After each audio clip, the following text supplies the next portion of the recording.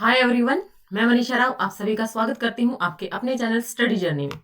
Friends, आज की इस वीडियो में आप लोगों को थंबनेल से ही पता लग गया होगा कि आज मैं आप लोगों के साथ एनटीटी का कंप्लीट सिलेबस डिस्कस करने वाली हूँ। और ये जो सिलेबस रहेगा आप सभी लोगों को पता है कि भाई आप कोई भी टीचिंग एग्जाम देते हो, लाइक पीआरटी, टीजीटी, पीजीटी, जो भी आप लोग एग्जाम देते हो, तो सभी में दो पार्ट बने हुए होते हैं। एक पार्ट ए होता है आपका और एक पार्ट बी। पार्ट ए में आपका जनरल सेक्शन आता है और पार्ट बी में आपका सब्जेक्ट स्पेसिफिक आता है। तो इस वीडियो के अंदर जो पार्ट बी में जो सब्जेक्ट स्पेसिफिक आएगा उसके लिए मैंने पहले एक वीडियो बनाई थी जिसमें मैंने आपको बिल्कुल ऊपर ऊपर से बताया था कि भाई क्या क्या आपका जो सिलेबस है वो आ सकता है। तो इस वीडियो में हम लोग डिटेल में देखने वाले हैं कि आपके कौन कौन से टॉपिक बन सकते हैं और आपको कौन कौन से टॉपिक पढ़ना स्टार्ट कर देना चाहिए अगर आप लोग एनटीटी टीचर बनना चाहते हैं। तो एनटीटी यानी आप सभी को पता है कि भाई नर्सरी टीचर, जो कि आपकी न्यू एजुकेशन पॉलिसी आई है उसके तहत आपकी बम्पर वैकेंसीज आने वाली हैं आपकी एनटीटी के अंदर, DSSS और आपकी चंडीगढ़ के अंदर। तो ये समझो भाई आ ही चुकी हैं। चंडीगढ़ जो उसके अंदर 101 है चंडीगढ़ के अंदर, और DSSS में 1500 के आसपास है, जिसके 9 जनवरी से फॉर्म स्टार्ट हो रहे हैं। और इसके अभी फॉर्म का भाई कुछ पता नहीं है, जैसे भी अपडेट होगी आप लोगों को दे दी जाएगी। आप लोग चैनल को सब्सक्राइब कर लीजिए। साथ में हरियाणा के अंदर भी वैकेंसीज आने वाली हैं, तो आप लोगों को सिलेबस अपना आज से ही पकड़ करके शुरू हो जाना चाहिए पढ़ना। देखिए, फर्स्ट जो हमारा टॉपिक बनता है वो बनता है भाई चाइल्ड डेवलपमेंट, बाल विकास। अब आप लोग बाल विकास का तो टॉपिक ऐसा है कि पीआरटी, टीजीटी, पीजीटी सभी के लिए पढ़ते हो, आपको एनटीटी के लिए भी पढ़ना है। वो बच्चे का जो विकास है वो किस प्रकार से होता है उसके बेसिक्स आपको पढ़ने हैं। साथ में आप लोगों को मोटर स्किल्स के बारे में पढ़ना है। फाइन मोटर स्किल्स क्या होती हैं, ठीक है। जैसे कि भाई पेंसिल से लिखना सीखता है तो वहां पे कौन सी मोटर स्किल्स यूज हो रही है, फाइन मोटर स्किल। अगर चलना सीख रहा है तो वहां पे कौन सी हो रही है, ग्रोस मोटर स्किल्स। इस प्रकार का आपको ज्ञान होना चाहिए। Stages of development, infancy stage क्या होती है, पीरीनेटाल स्टेज क्या होती है, अर्ली चाइल्डहुड, लेटर चाइल्डहुड, ये सारी जो स्टेजेस हैं ये सारी आपको पढ़नी है। उसके बाद ग्रोथ क्या होती है, what is growth, what is development. उसी के साथ जो डेवलपमेंट के प्रिंसिपल्स होते हैं, भाई आपका सिर से पैर की तरफ आपका विकास होता है, स्फेलोकोडल उसको बोलते हैं।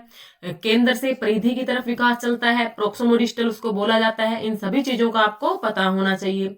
हेरिडिटी, एनवायरमेंट, ये सब चीजें आपको पता होनी चाहिए।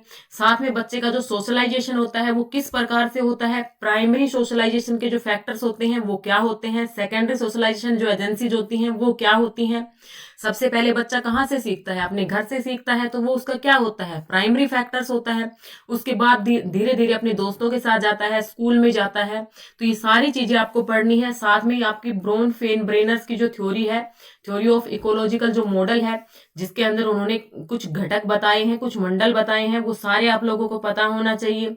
ओके, आपका मीजो सिस्टम क्या होता है, एक्सो सिस्टम क्या होता है, क्रोनो सिस्टम क्या होता है, ये सारी चीजें आप लोगों को ध्यान से अच्छे से बारीकी से पढ़नी है। यहाँ से आपके काफी क्वेश्चंस बन जाएंगे। ओके, साथ में आप लोगों को भाई पियाजे पढ़ना है, कोलबर्ग पढ़ना है, वाइगोत्स्की पढ़ना है, जरूर से जरूर पढ़ना है। ब्लूम टैक्सोनॉमी पढ़नी है, ब्रूनर भी पढ़ लेना, ब्रूनर का संज्ञानात्मक विकास, एरिक एरिक्सन भी पढ़ लेना। तो ये सारी चीजें आप लोगों को पढ़नी है। ये नहीं है कि आप इनको स्किप कर दोगे कि भाई ये एनटीटी का सिलेबस नहीं है, एनटीटी के सिलेबस के अंदर ही है ये। आप लोग ये जो टॉपिक्स बता रही हूँ इनको टॉपिक्स को सर्च करके आपके पास जो भी बुक है या जहां से भी आप पढ़ते हो वहां से पढ़ना स्टार्ट कर सकते हो।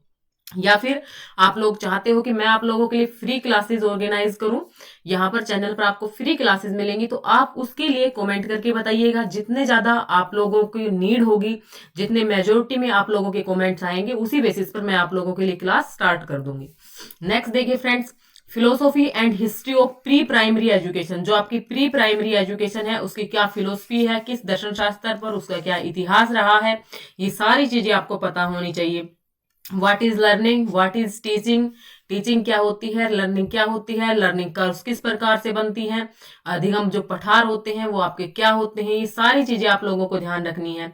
इंडियन कुछ एजुकेशनलिस्ट हुए हैं उनके बारे में पढ़ना है। गांधी जी ने आपकी बेसिक एजुकेशन दी थी, जो बुनियादी शिक्षा की जो अवधारणा है वो आपकी किसने दी है, भाई गांधी जी ने दी है। ये चीज आपके ध्यान रखनी है। गज्जू भाई हुए हैं, टैगोर जी हुए हैं, कृष्णमूर्ति जी हुए हैं, तो इन सब के बारे में भी आप लोगों को पढ़ना है। उसके बाद भाई न्यूट्रिशन क्या होता है, पोषण जो है किस प्रकार से पोषण मिलता है, विटामिन ए हमें कहाँ से मिलता है, विटामिन बी कहाँ से मिलता है, विटामिन सी की कमी से कौन सा रोग हो जाता है, हेल्थ का किस प्रकार से ध्यान रखा जाना चाहिए। अगर आप लोगों को कोई रोग हो जाता है तो उसके लिए आपको कौन सी वैक्सीन लगवानी चाहिए, कौन सा टीकाकरण होना चाहिए, या फिर आप लोगों का जो जो बच्चा जो होता है उसके 6 मंथ्स पे कौन सी वैक्सीनेशन होती है, 1 साल होने पर कौन सी वैक्सीनेशन होती है, ये सारी चीजें आपको पढ़नी है। उसी के साथ आप लोगों को फ्रोबेल, क्योंकि आप सभी लोगों को पता है कि भाई आपकी जो खेल विधि है, किंडरगार्टन विधि है, वो सारी विधियां आपको पढ़नी है। मारिया मोंटेसरी के बारे में आप लोगों को पढ़ना है। Policies and schemes for ECC, early childhood care education के बारे में, उसका जो बेसिक क्या है, क्या क्या पॉलिसीज आई हैं, क्या क्या स्कीम्स आई हैं, इसकी क्या नीड रही है, क्या इसकी इंपॉर्टेंस रही है ईसीसी की। साथ में आपकी जो एनईपी 2020 है उसके बारे में आपको पढ़ना है कि फाउंडेशनल स्टेज क्या होती है। उसी के साथ साथ एनईपी 20 के साथ साथ ही आपकी जो एनपीई 1986 आई थी तो उसमें क्या कुछ था, तो ये सारी चीजें आप लोगों को इसके अंदर पढ़नी है। ओके, नेक्स्ट आते हैं भाई चाइल्ड राइट्स, बच्चों के क्या क्या राइट्स होते हैं, ये सारी चीजें भी आपको पढ़नी है।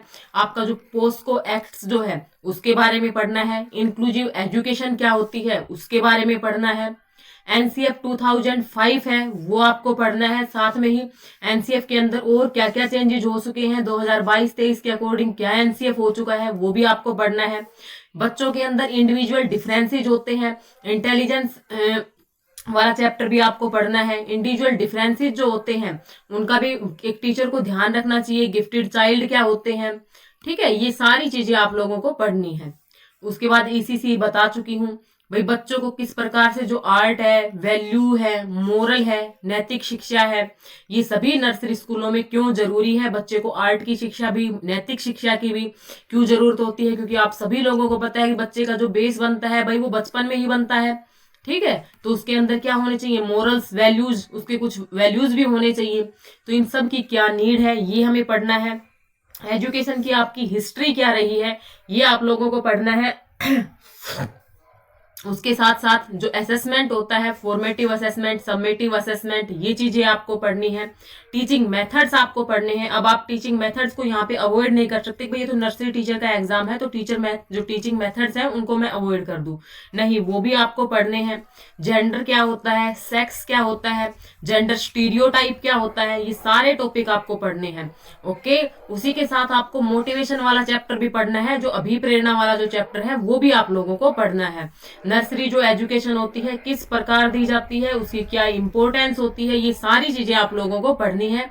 तो ये मैंने आपको डिटेल में सिलेबस बताया है। आपका जो सब्जेक्ट स्पेसिफिक पार्ट रहेगा, पार्ट बी, चाहे आप DSSB की प्रिपरेशन कर रहे हो, चाहे आप हरियाणा में आने वाली वैकेंसीज की प्रिपरेशन कर रहे हो, चाहे KVS में आने वाली वैकेंसीज की, और चाहे चंडीगढ़ की, आप सभी लोगों को ये सारे टॉपिक्स पढ़ने ही पढ़ने हैं। तो आज से ही लग जाइएगा, ये मत वेट कीजिएगा कि आपका जो पेपर है वो कब होगा, क्योंकि फ्रेंड्स टाइम काफी कम है। आप सभी लोगों को पता है कि नोटिफिकेशन आने के बाद तो एग्जाम तुरंत हो जाते हैं। तो आप लोग अपनी प्रिपरेशन में लग जाइएगा। और अगर आप लोग फ्री क्लासेस चाहते हैं तो आप लोग चैनल को सपोर्ट कीजिए, वीडियोस को शेयर कीजिए। जितना आप लोगों का पॉजिटिव रेस्पॉन्स रहेगा उतनी ही जल्दी मैं आप लोगों के लिए क्लासेस ऑर्गेनाइज कर दूंगी। अगर आप लोगों का पॉजिटिव रेस्पॉन्स होता है तो मैं कोशिश करूंगी कि 1 तारीख से आप लोगों की क्लासेस एनटीटी के ऊपर रेगुलर हो जाएं। और ये काफी बड़ा सिलेबस है, इसकी अच्छी खासी वेटेज है और आपको एक गवर्नमेंट जॉब आपकी फिक्स करके जाएगा। तो जिन भी लोगों ने एनटीटी कर रखी है, खासकर 2 साल वाला जो डिप्लोमा कर रखा है, एनसीटी से अप्रूव्ड है, तो आप लोग बिल्कुल भी रिस्क मत लीजिएगा, अपनी प्रिपरेशन में अच्छे से लग जाइएगा। जहां से आपको समझ में आता है वहां से आप लोग पढ़ सकते हैं। Thanks for watching me, thanks for watching this video.